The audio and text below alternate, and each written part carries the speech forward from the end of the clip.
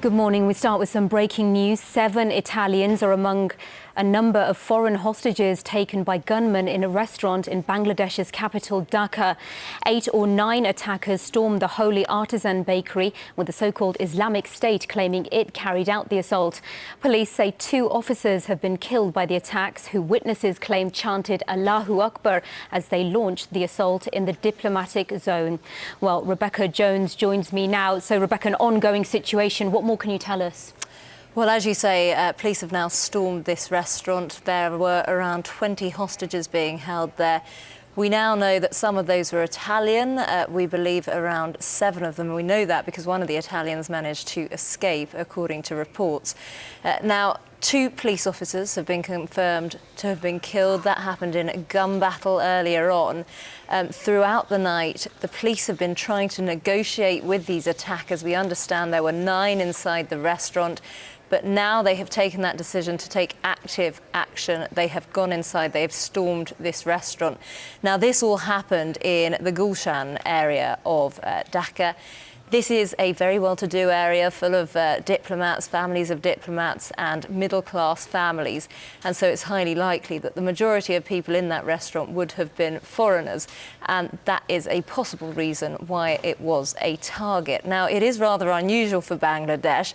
There have been attacks by radical Islamists targeting the likes of publishers, minority religious communities, but it is pretty unusual. And like I say, it's a developing situation.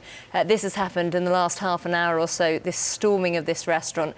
We don't know how many fatalities there are, how many people injured. At the moment, we're hearing 26 have been wounded, 10 are in a critical condition in a hospital, 6 on life support. And has there been any reaction at all from the international community? You understand that President Obama has been briefed on this. Yeah, well, as you can imagine, he's trying to keep across this. It's very important to him because the links to an agency linked to Islamic State has now claimed responsibility for the attack.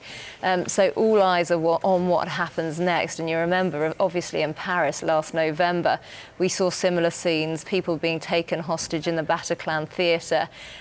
In that occasion, the police went in very quickly. This has been ongoing for the last few hours. Obviously, there were negotiations that were trying to be taking place.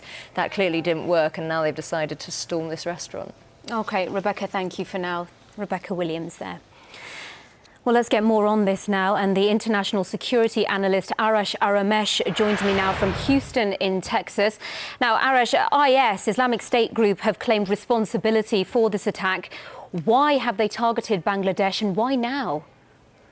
There are 2 different ISISes we should consider here. This is probably not ISIS Central that is based in Syria and operates in Syria and Iraq. But again, there are ISIS affiliates that operate. I call them ISIS regional. These are ISIS affiliates that operate in different countries and carry out attacks. What happened in Istanbul a couple days ago was the act of ISIS Central. Planning, coordination, and training were all conducted and done in Syria or perhaps Iraq, but we know it was in Syria. This is a spectacular act of terror. What's going on now? Well, there are a couple of reasons. First and foremost, ISIS would like to show that it still has a pretty far-reaching sphere of influence, and it can carry out attacks not just in its backyard in Syria or in Iraq or Turkey or Mideast in general, for that matter, but outside the Middle East. They can actually carry out attacks in Europe or in Asia or in other parts of the globe. So that's one thing, to try to show that they still have the capability through either central control, regional control, or through inspired acts. What happened in Orlando? We have absolutely no proof that the person who carried out the Orlando attacks was actually trained or recruited by ISIS, but seems like last minute he was inspired by it. So that's one thing. Secondly, ISIS has been trying to find itself a foothold in places such as Pakistan, such as Afghanistan, and now in Bangladesh. Bangladesh is a highly, it's a populous Muslim country, a very densely populated. It's one of the poorest countries on earth. You see that all the ingredients for radicalization are there.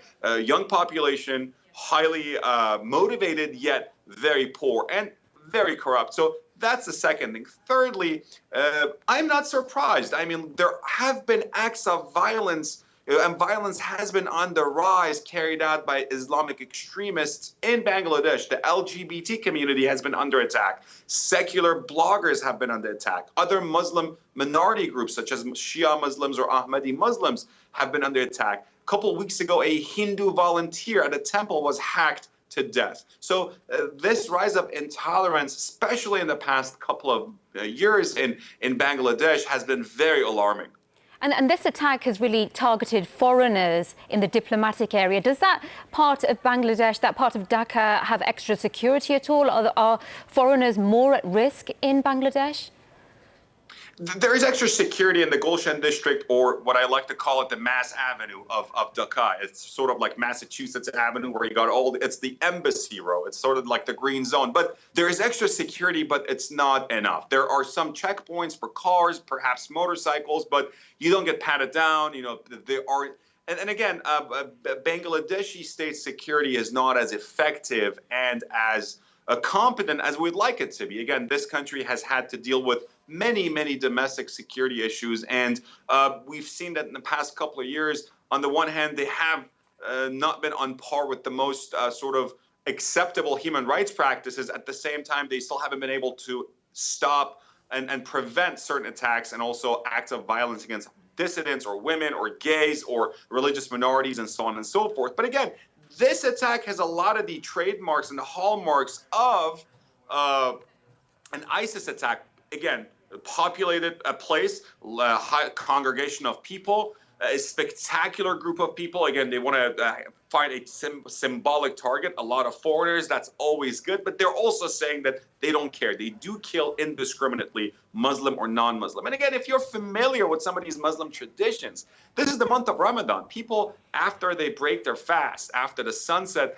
you know, they go out, they partake in festivities, they get together with their families, with friends, they go out to restaurants and cafes.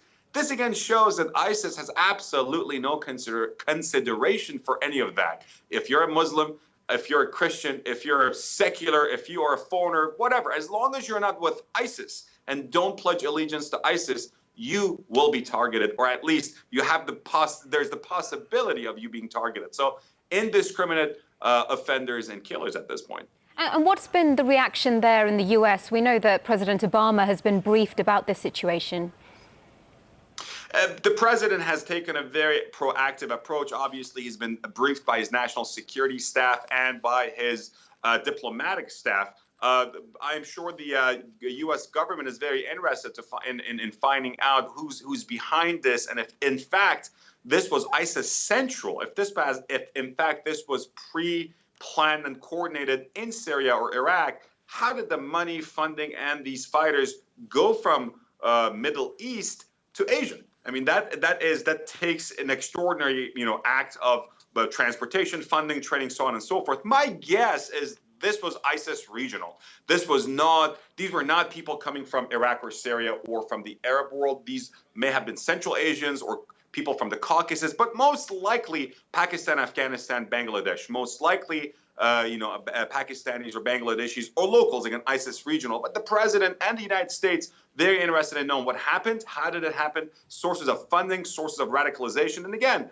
we all know that for ISIS, the prime target has always been the West, the US, the United Kingdom, France, Belgium, other big Western targets. And they will be on the lookout, especially now that they are under attack in Syria and Iraq, especially now that ISIS is losing ground in Fallujah. They've lost control of their most important symbolic city in Iraq.